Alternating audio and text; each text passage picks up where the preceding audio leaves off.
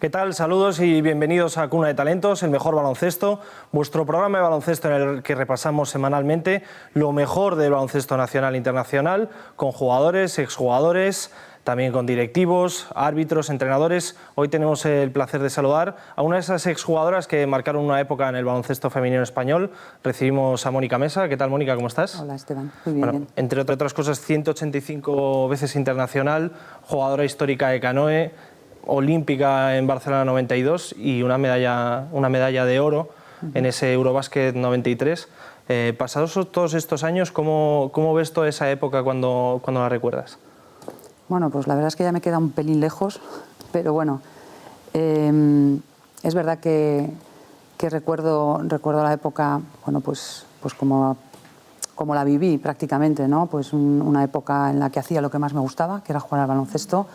Y encima, bueno, pues tuve la suerte de poder jugar a un alto nivel en un club como Canoe, que me enseñó todo, donde empecé a jugar y rodeada de jugadoras buenísimas, y luego poder estar en la selección que me permitió seguir disfrutando, pasándomelo bien, viajando. Me lo tomaba un poco así, como un hobby y como un privilegio para mí, ¿no? Antes de seguir hablando y preguntarte por toda esa carrera, además con muchos éxitos que has tenido, es costumbre en Cuna de Talentos que pidamos a los invitados un bravo y un suspenso, ya sea del baloncesto de tu época, de ahora, y queremos saber cuál es tu bravo y cuál es tu suspenso para el baloncesto. Bueno, pues voy a hablar de mi época, ¿no? El bravo de mi época, que bueno, que sigue aún, que yo creo que seguiría aún vigente, se lo daría a todas esas jugadoras que empezaron a hacer baloncesto en España, de épocas anteriores a la mía, que hay un montón de jugadoras, entre las pioneras del 63 y las medallistas del 93, parece que no pasó nada ahí en el baloncesto, y sin embargo hubo muchas jugadoras que hicieron posible que luego, pues las que tuvimos la suerte de estar en el 93, pudiéramos conseguir esos éxitos, ¿no? Y el suspenso, me cuesta suspender a mí en general, ¿eh? Me cuesta suspender. Pero bueno, en aquella época un suspenso sería para el sistema universitario, ¿no? Que no permitía,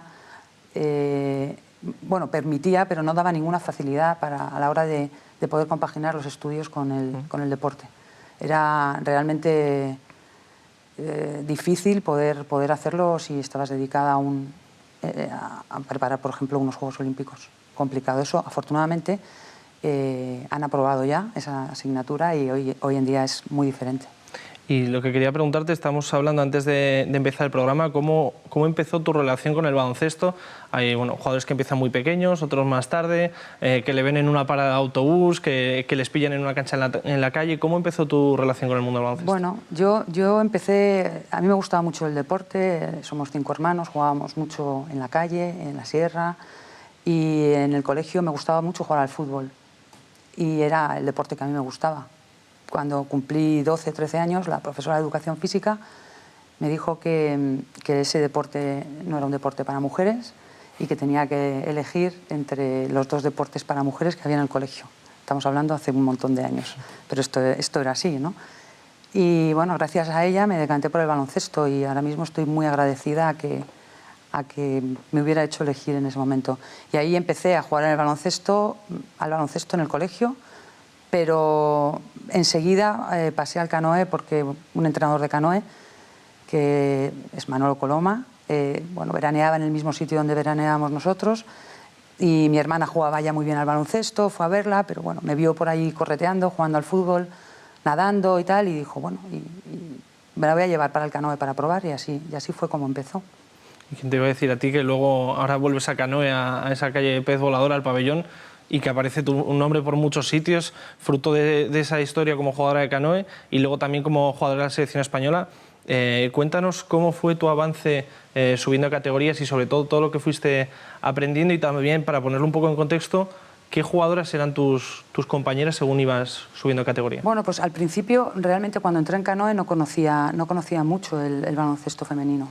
Entré en el juvenil de Canoe y ahí estuve entrenando con Juanma del Río y con Luis Buceta, que eran mis entrenadores, y sí, existía un equipo junior en el que ya estaban las súper buenas, que eran pues Carolina Mújica, Concha Luque, Rosa Ortiz, Elvira Gras, que estaban ya en el senior. Sí, las veía por ahí después de mis entrenamientos, llegaban ellas, pero realmente no le hacía demasiado caso. Yo jugaba al baloncesto porque me gustaba, me divertía mucho, y ese primer año progresó mucho. Y en el verano llamaron a mis padres para decir que me habían seleccionado para una operación Nuevos Valores, que llamaban. Y entonces, bueno, fuimos a Teruel a una concentración y ahí ya acabé de engancharme completamente. Me lo pasé tan bien que dije, yo esto tengo que seguir haciéndolo, y bueno, pues de ahí al siguiente año fue el año que realmente yo progresé mucho. Me propuse, bueno, pues no desengancharme de ahí, y entonces empecé bueno, pues a tomarme mucho más en serio los entrenamientos y a fijarme en esas otras jugadoras, ¿no? Y bueno, pues sí, efectivamente, una de las jugadoras en las que yo me fijaba, bueno, pues eran Manti Santiago, Carolina Mújica, Concha Luque, que bueno, ahora son compañeras mías en el Over 50, pero fue un poco así, ¿no? Nunca tuve un objetivo, quiero ser o quiero llegar a, pero sí que quería seguir jugando al baloncesto y divertirme, que era lo que me gustaba. Y en el momento que diste, bueno, ese salto de empezar concentraciones con selección, pero sobre todo ese salto ya de a llegar al baloncesto a primer nivel, no sé cómo lo viviste tú y cómo se vivió en casa que esa pequeña jugadora que había empezado, bueno, que la habían visto un verano y que empezó en Canoe, que llegase al primer nivel del baloncesto. Bueno, la verdad es que antes este paso fue muy rápido. Realmente es verdad que antes había menos competencia también, y yo subí muy rápido siendo ya juvenil. En mi segundo año ya me llamaron para la selección juvenil, que bueno, que se jugaba un europeo en Helsinki, que era increíble el viaje que iba a hacer. En casa se vivió un poco así, ¿no? Qué suerte tienes que vas a viajar a Finlandia, y bueno, pues realmente fue un poco revuelo. Es verdad que todos tuvimos que amoldarnos un poquito a mi situación, porque en aquel entonces nosotros vivíamos en la Sierra de Guadarrama y éramos 5 hermanos, muy cercanos todos de edad. Había que bueno, compaginar un poco los horarios míos de entrenamiento con los últimos que subían a la sierra. Bueno, fue un poco, pero ahora mismo me doy cuenta que realmente la familia se volcó un poco en la logística hacia mí, ¿no? Para que yo pudiera seguir entrenando en Canoe.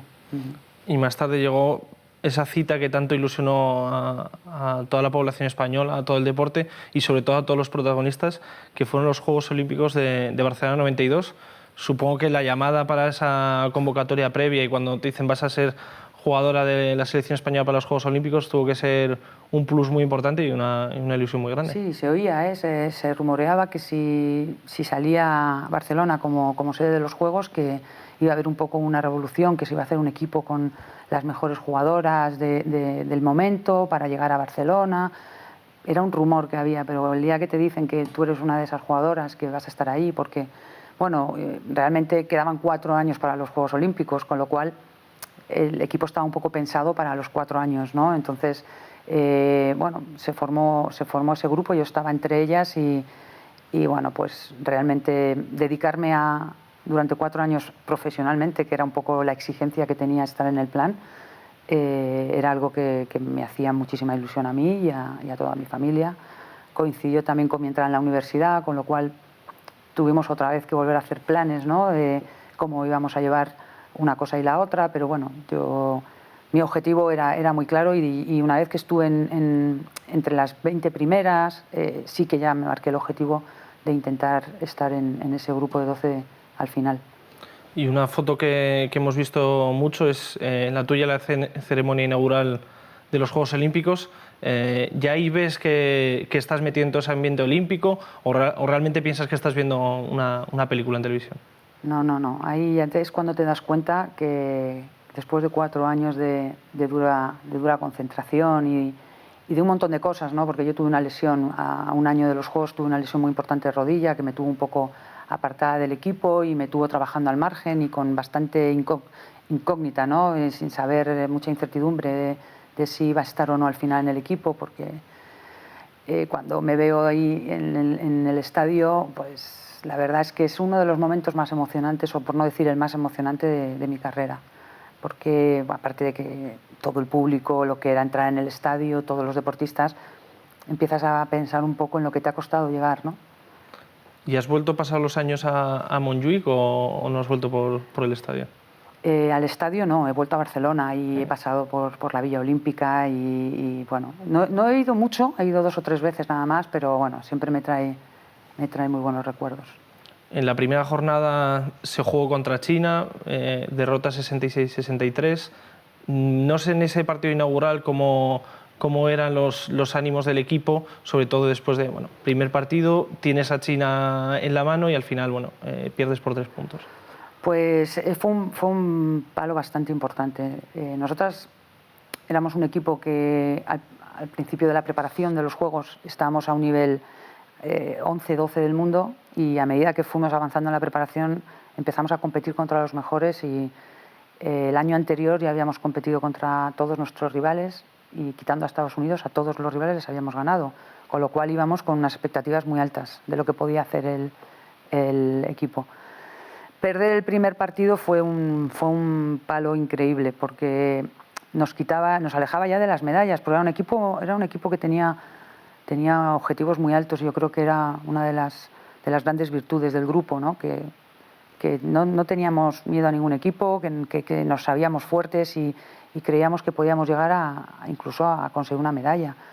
Y bueno, pues ese primer partido estábamos en el grupo de Estados Unidos, con lo cual nos dejaba bastante lejos ya de lo que eran las medallas, pero lo que podía haber sido, bueno, pues la hecatombe, ¿no? Decir, bueno, pues ya estamos aquí, ya no tenemos mucho más que hacer. Bueno, nuestro siguiente objetivo era un diploma olímpico, que era quedar en el 5.º puesto, y fuimos a saco a por él. Estuvimos un día fastidiadas, pero enseguida era otra de las cosas buenas del grupo, que tenía buena capacidad para recomponerse, ¿no?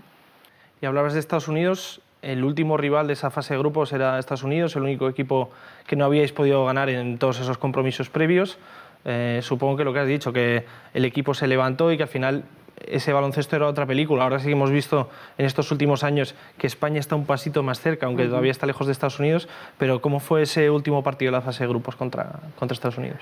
Bueno, yo creo que ese partido, tengo el recuerdo de que intentamos al principio estar ahí, enseguida, bueno, cuando nos dimos cuenta que la diferencia era enorme, igual ni mentalmente estábamos ya muy metidas en ese partido, ¿no? Yo creo que desde el primer momento, cuando perdimos contra China, nuestro objetivo era el diploma. Igual yo creo que ya estábamos pendientes del cruce, ¿no? Más que jugar contra Estados Unidos. Nos dieron una buena paliza, pero luego no fue Estados Unidos campeón olímpico, ¿eh? Fue Rusia y curiosamente la medalla de plata olímpica fueron las chinas, ¿no? Y antes de luchar por ese diploma olímpico teníais que ganar a Italia. Y antes de hablar de la prórroga, que ahora comentaremos un poco cómo fue el partido, porque fue una pasada, ¿cómo fueron ese tiempo reglamentario, el partido contra Italia? Se adelantaba un equipo, luego el otro, hasta llegar a la prórroga, pero ¿cómo fue ese tiempo reglamentario? Bueno, fue como casi todos los partidos que jugábamos contra Italia, eran partidos muy igualados. Yo recuerdo que al final yo creo que al final de la primera prórroga, yo creo que se forzó porque anularon además una canasta de ellas que era dudosa, unos pasos, estábamos empatadas en ese momento y ellas tenían posesión. Yo recuerdo esa primera prórroga, sí. Luego la segunda prórroga ya se forzó, bueno, íbamos perdiendo de 2 puntos, esa sí que la tengo muy en el recuerdo, ¿no? Porque íbamos empatados, mete los 2 tiros libres la jugadora italiana y quedan solamente 7 segundos y vamos perdiendo por 3 puntos en ese momento, ¿no? Y bueno, pues llega el momento en el que, bueno, pues uno siempre quiere o nunca quiere para sí, ¿no? Claro. En ese momento a lo mejor si me dan a elegir no lo hubiera querido, ¿no? Pero bueno, pues no era momento para elegir nada, no teníamos tiempos muertos, no sabíamos si iba a entrar o no iba a entrar el balón, lo único que sabíamos éramos las 5 jugadoras que estábamos allí y bueno, yo era la base del equipo y era la que tenía que decidir un poco por dónde estaba la mejor opción. Y para forzar esa segunda prórroga, como dices, 3 puntos abajo, yo creo que lo mejor es este documento que nos has traído de Televisión Española, que lo veamos, ese triple que forzó la segunda prórroga para España. Bueno, pues se está probando España a ver si a la primera no se le hace falta, a la segunda mejor tampoco. Estefanía Passaro convierte el primero. No obstante, hay mucho tiempo, 7 segundos, Pedro, es mucho tiempo para que España pueda trasladarse al campo de ataque e intentar una acción con canasta o falta. Mejor sería que no metiera el tiro libre y dejara la diferencia en 2 puntos. Pues no la ha sido así. Eso obliga a un triple. Italia, entiendo. Mónica Mesa se la va a jugar. Se la va a jugar, no ha pensado en nada más y convierte el triple. Empate a 78. Habrá una segunda prórroga y España lleva 9 de 14 triples. ¡Qué triple! El tercero de su serie.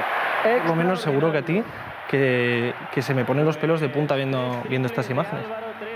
Sí, la verdad es que bueno, es la típica castaña, ¿no? que sale en un momento muy complicado, ¿no? Yo de ahí lo que más resalto cuando veo la imagen es un poco la determinación, ¿no? De ir hacia el aro, porque probablemente, mira qué jugadoras están en cancha, Carolina, Ana Belén, Blanca Ares, Boni un poco menos porque era jugadora interior. Necesitábamos un triple, probablemente yo era la menos indicada para tirarlo, pero al final el baloncesto es lo que tiene, ¿no? Que cuando miras ves que el otro equipo también juega, que marca a las jugadoras, a nuestras mejores jugadoras y bueno, yo voy avanzando y me quedo de repente solo delante de una jugadora.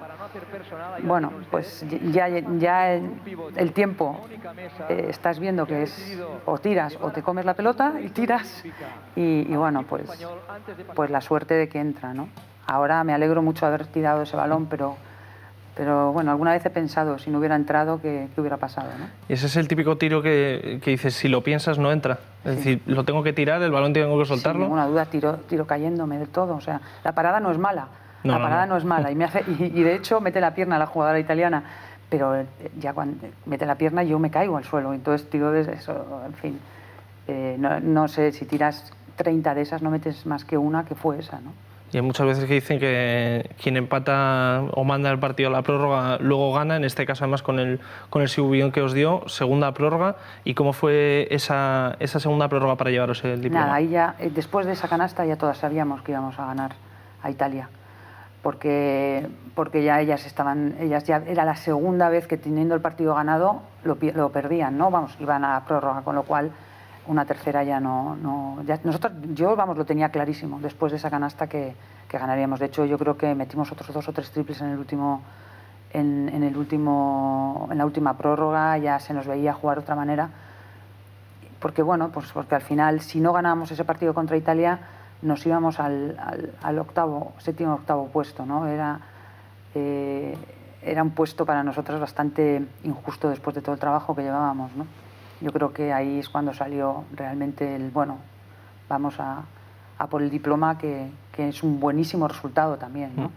Y en la lucha por el diploma, ¿os veíais como favoritas o el rival os hacía un poco, no dudar, pero sí decir, vamos a tener cuidado, sufrimos ante Italia, aunque luego ganamos de una ventaja de más de 10 puntos? ¿Cómo fue ese partido? No, ese partido empezamos perdiendo, si no recuerdo mal, pero porque no hace mucho que no lo he visto, íbamos perdiendo como 17-3 o 17-4, una cosa así.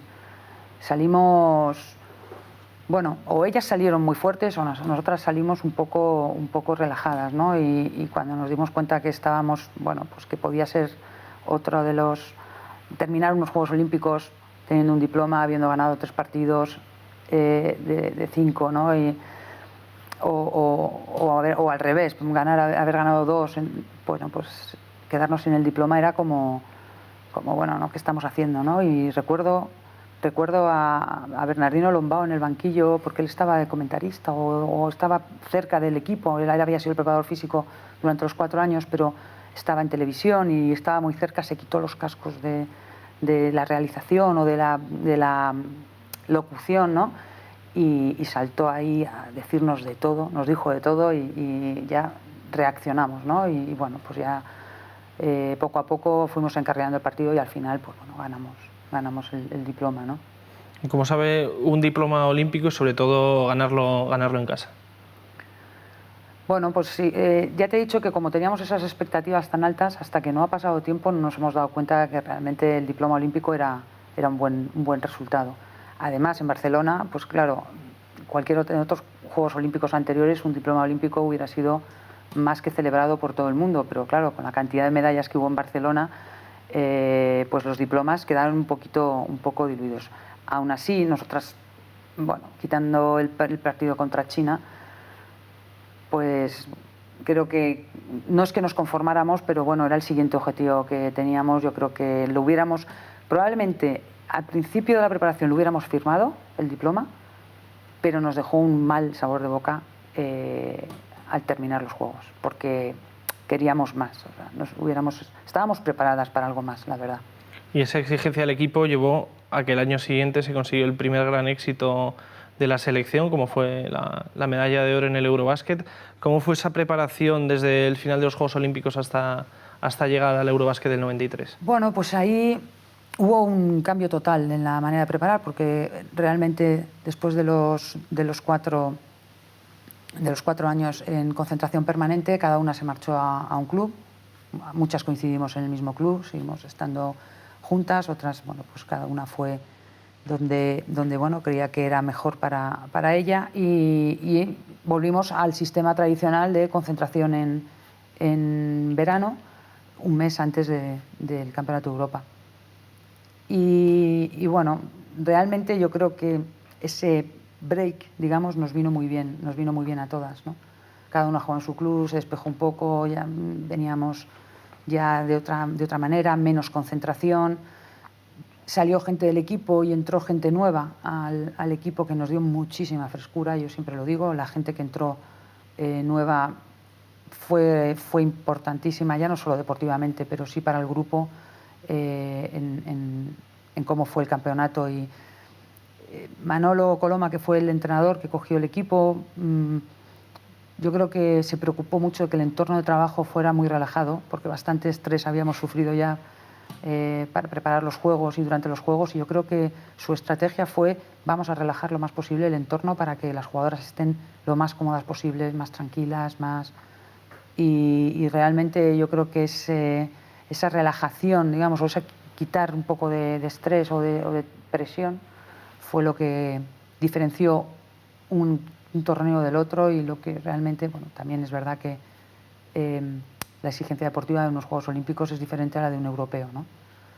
Pero íbamos todas muy convencidas de que íbamos a por el oro, y ahí sí que estábamos convencidas. Pues te iba a preguntar, porque teníais clarísimo que queríais el diploma en el 92 como poco, y que el oro tenía que llegar en ese Claro, europeo. ten en cuenta que nosotros a todos los equipos europeos les habíamos ganado ya en competiciones, a todos los que iban a estar allí, ¿no? Entonces, bueno, cuando tú eres jugador y te has medido contra otros equipos y has visto que has podido con ellos, eso, bueno, pues te cambia un poco tu forma de enfrentarte a los partidos. Igual que si has jugado muchas veces contra un equipo y pierdes todo, pues siempre hay una primera vez para ganar, pero no es lo mismo que si ya los has ganado, ¿no? Entonces, bueno, teníamos a una Italia que acabamos de estar y jugábamos en Italia, teníamos a un equipo francés fortísimo, bueno, Eslovaquia, había, bueno, Polonia, teníamos equipos con los que habíamos jugado europeos, pero a que a todos los habíamos ganado.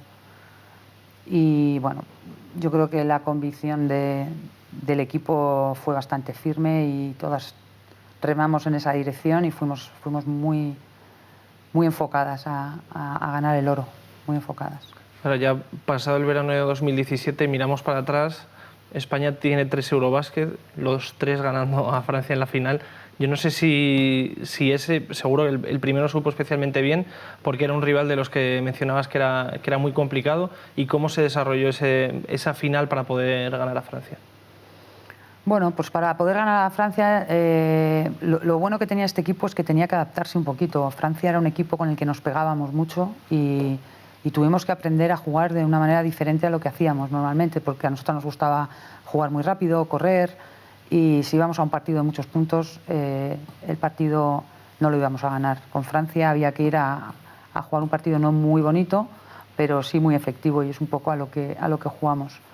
Y yo creo que ellas nos fueron ganando casi todo el partido, pero las agotamos. Yo creo que las agotamos, que hubo un momento en el que ya estaba muy estudiado el partido. Ellas también nos estudiaron mucho a nosotros, ¿no? Pero en ese partido totalmente defensivo y bueno, pues en el que los rebotes pues fueron muy importantes, creo que en los banquillos también nuestro entrenador fue mejor que el suyo. Para llegar hasta esa gran final, el primer partido que empezasteis con una victoria bastante abultante de Polonia, 68-92, que de alguna manera dejaba claro con el ánimo y con las ganas del oro que llegabais al europeo. Sí. Polonia probablemente sería de las más flojillas del grupo, y nosotros llegábamos con hambre, la verdad. Y bueno, realmente entonces había 4 o 5 equipos que estábamos un peldaño por encima del resto, ¿no? Y bueno, pues tanto Italia como Francia como Eslovaquia, nosotras éramos un pelín mejores, y bueno, pues este equipo tenía madurez suficiente como para saberse mejor y demostrarlo en el campo, ¿no? No éramos el típico equipo que creyéramos que éramos muy buenas y que nadie nos podía ganar, no, sabíamos, con toda la experiencia de Barcelona, pues sabíamos que o estábamos al 100% o podía venir cualquier susto, ¿no? Entonces, pues jugamos al 100% y por eso ganamos de tanto. Italia sí que se resistió en esa fase de grupos, luego conseguisteis una victoria más, después una amplia contra Eslovaquia que os dio el pase a la final. ¿Cómo celebrasteis el pase a la gran final, esa victoria tan amplia contra Eslovaquia? Pues no nos esperábamos haber ganado de tanto, ¿eh? Con 18 puntos la diferencia. Sí, ellas se fueron abajo al final en el último cuarto, vamos, en la última parte del partido. Yo creo que cuando vieron que pues era un poco éramos un poco martillo pilón, ¿no? Un poco nosotras nunca bajábamos el ritmo en ningún momento del partido. Ellas empezaron muy fuertes, les pasó un poco también a las francesas, pero no supieron mantener todo ese ritmo todo el partido, ¿no? Y luego nosotros teníamos, es verdad que había un grupo, digamos, un núcleo jugadoras que jugaban mucho tiempo, pero la gente que salíamos del banquillo, digo salíamos porque yo era una de ellas, bueno, pues les dábamos el aire suficiente para que, bueno, pues no bajar el nivel del partido ni el ritmo del partido. Y yo creo que eso fue un poco la clave. Éramos un equipazo, y equipo, hablo no de jugadoras, las mejores jugadoras, pero sí el mejor equipo. Teníamos un equipo que bueno, pues nos llevábamos muy bien y bueno, pues teníamos llevábamos mucho tiempo ya juntas la mayoría, ¿no? Tras este gran repaso y sobre todo centrando ese foco en el 92 y en el 93, aprovechamos los últimos minutos que tenemos de programa para que nos recuerdes un poco esos últimos partidos como jugadora a nivel de club y como jugadora a nivel de selección, tras todo lo que habías conseguido a nivel de clubes y lo que hemos repasado en el 92 y el 93. ¿Cómo fueron llegando? Y sobre todo, también preguntamos al principio por tu entorno cómo lo fue viviendo, que esos partidos, que esas tardes de básquet, al menos a primer nivel, se iban terminando. Bueno, se veía venir que yo tenía que dejar de jugar al poco de terminar los Juegos Olímpicos. Yo ya tenía 2 operaciones en la rodilla, de hecho me quedé en Barcelona a operarme la tercera vez de la rodilla izquierda por la lesión esta que te comentaba antes. El médico de la selección, Eugenio Díaz, me recomendó que fuera pensando en dejarlo, y bueno, con 25 años yo me resistía. Yo decía, bueno, esto es una operación más, seguiré, me dolerá la rodilla, pero podré seguir jugando, porque bueno, era una decisión que me gusta, quería tomarla yo, no que la tomaran por mí. Tuve un año después de la medalla de Barcelona, un año un poco regular, el año 94, volví a Canoe, y bueno, no jugué demasiado. realmente estuve a punto ese año de dejarlo. La selección iba a jugar un mundial, el primer mundial Manolo no me convocó para esa selección. Y bueno, era el momento de decir, pues aquí termina, ¿no? Pero yo no me quería ir así del baloncesto, porque después de tanto tiempo pensé, no puede ser que me vaya de esta manera, ¿no? Entonces decidí jugar un año más, el 95, una de las mejores decisiones que he tomado. Mariano Parra era mi entrenador. Me volvió a operar una cuarta o quinta vez ya de la rodilla, ya he perdido hasta la cuenta, antes de la temporada, y creo que ha sido la temporada que más he disfrutado jugando al baloncesto. Me recuperé bien. Mariano, bueno, pues supo entender cuál era mi situación, cómo era mi juego, supo aprovecharse de las cosas buenas que yo tenía, que había cambiado totalmente como jugadora. Era una jugadora mucho más cerebral, una jugadora que manejaba más el partido.